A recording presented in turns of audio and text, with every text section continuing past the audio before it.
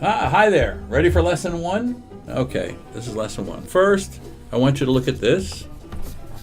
And then I want you to pick up your pencils and I want you to begin to do a drawing sort of like this. Your own, well, just like this. No, I guess not. We'll put this aside. And we'll talk while I start this other drawing. You will note I have a light box here, and I'm going to trace a photograph. While I trace,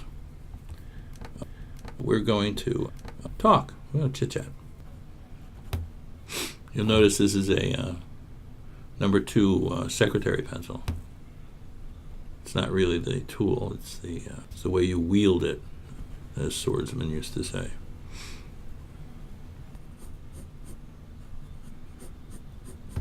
You'll probably recognize this. I'm using the actor who plays Aquaman in the Justice League movie. And I'm using multiple photographs from different parts and different things to do.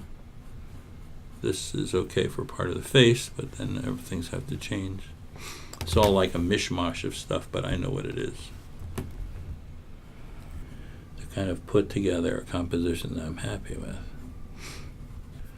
Of course, it's the little things that matter. You have to get it, see it, spot those things. You can't just trace, you know what I mean?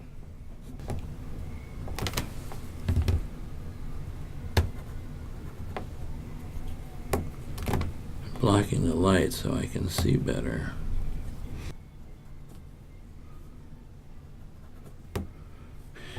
The smart thing to do as you're going along is to, if there's subtleties that you think you can go back and get, don't go back and get them, do them now. Because you'll forget later, and you'll wonder why the thing doesn't look like the person. This will definitely look like Jason Momoa, or the character Aquaman in the movie, and not so much like Jason Momoa, but the character Aquaman as played by Jason Momoa.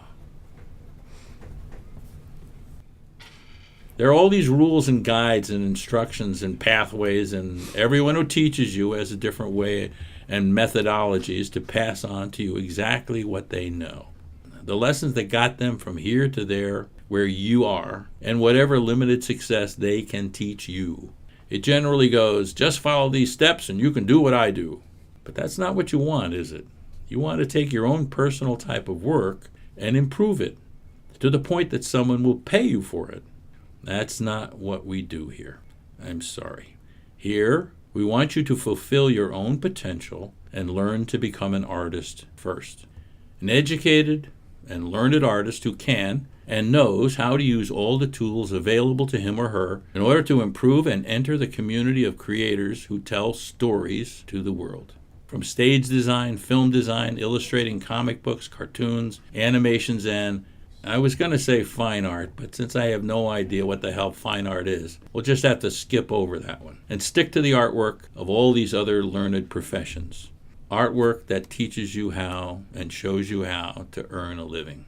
Ever heard a fellow student or fan say this? A real artist doesn't trace photographs. That is what is known as an uneducated opinion. Then we have facts. You don't have to write this down, but you should remember it. All the best artists of the last 100 years have traced photographs for their finished work. Sounds a lot different from what an undereducated opinion is, doesn't it? Okay, let's check it out. Let's see if it's true. Can you name the best artists of the last 100 years? Well, no, I wouldn't think so. You're too busy drawing and likely making the same mistakes day after day, over and over again. Why do I say that? Lord, same mistakes over and over. Art, like any skill or profession, must be learned, and so it must be taught. It's a process of learning and teaching.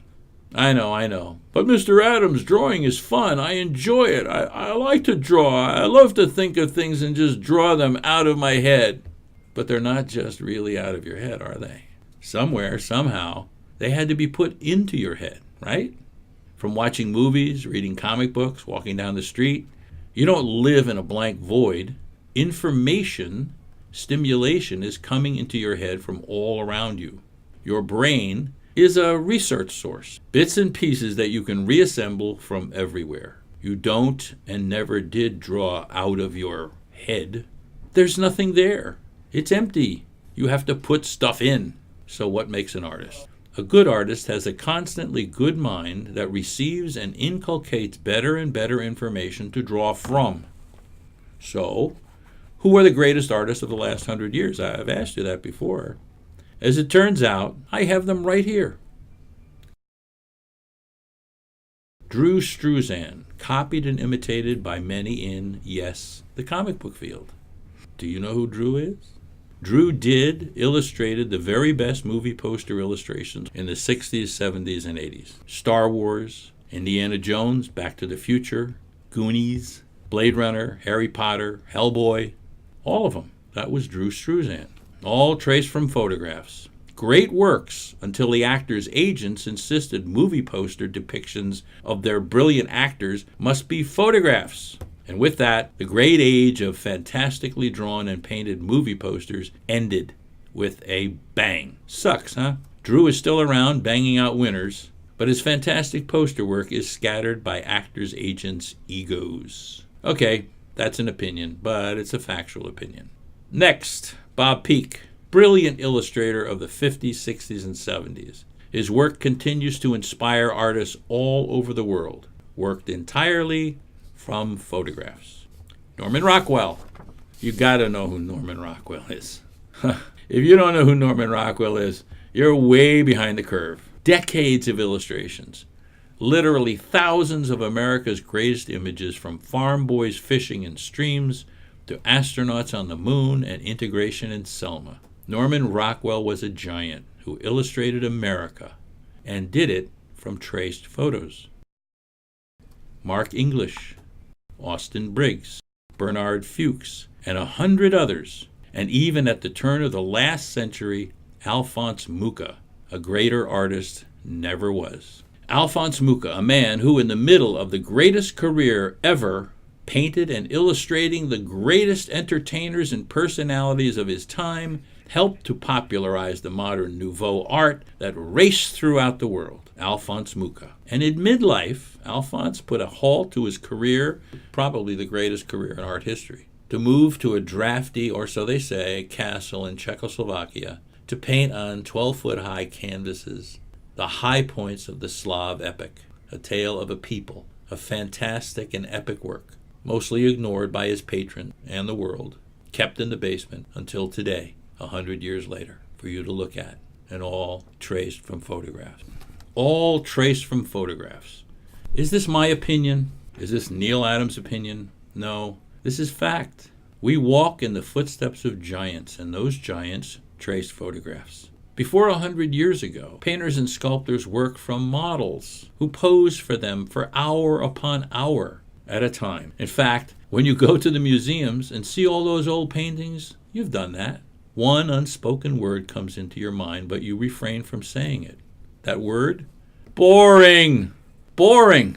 Why is that old stuff so bloody boring? Because people had to pose for it for 5 hours at a time. Try to imagine a pose you could hold for 5 hours comfortably. And so boring. But with the coming of the camera, we get life, drama, interest, humor. We get the world. And there are people who say, a real artist doesn't trace photographs. No, that's not true. A real artist, all of them, the best, trace photographs. Remember this, because it will never happen to you.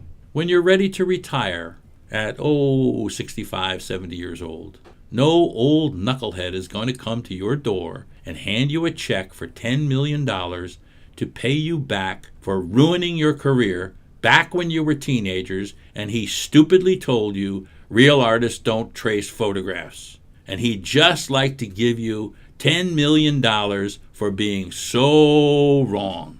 That will never happen. So where can you learn the facts besides here with me? Turns out these artists, because they are so great, have big hardcover books about them and their work. So, after you look at the pretty pictures in these books, which are beautiful, they're gorgeous, go back to the front of those books and look at the little black crawly things in lines and words that tell you about the artists and how they, you remember words, and how they worked and their favorite models, and they will be your teachers. You don't need Neal Adams. The very best artists of the last 100 years will give you the facts and teach you how to work. Look, I'm done with this drawing, traced and copied from several photos. Okay, so we're back to our drawing, and here it is now. I'm putting the water effect in here, which later on will be done with color, but that'll give you an idea of the way the drawing is finishing up. Not so bad. I think the reason that it's not so bad, and in all honesty, guys, is photographs. One photograph, another photograph, another part of a photograph, another part of a photograph. This was a sword, now it's a trident. XY'd the trident, did things to it, altered it, did it, to give me a guide, then I could do this. Now this isn't the same as this, because I'm using the reference, the way the artists that we talked about use their reference, but I'm getting the finished drawing that I need without going through a whole bunch of process, a whole bunch of steps that are valueless to me. So, to give you the best example I can of turning your ability into money, use the tools that you have, do the best work that you can, work hard at it, but if you forget your tools, it's just going to take longer to do it.